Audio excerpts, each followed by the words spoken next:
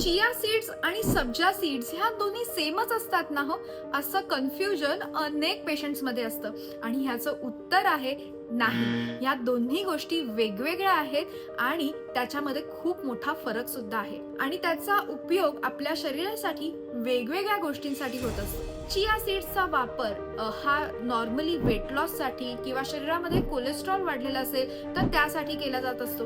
कारण काय, ह्याच्यामध्ये खूप जास्त प्रमाणात फायबर्स आहेत, त्याचबरोबर अमायनो ऍसिड सुद्धा असतात, ओमेगा 3 फॅटी ऍसिड्सचं प्रमाण ह्याच्यामध्ये जास्त असतं आणि त्यामुळे हार्ट हेल्थसाठी आणि वजन कमी करण्यासाठी, तसंच कॅल्शियम डेफिशियन्सी असेल तर त्यासाठी सुद्धा चिया सीड्सची हेल्प होत असते.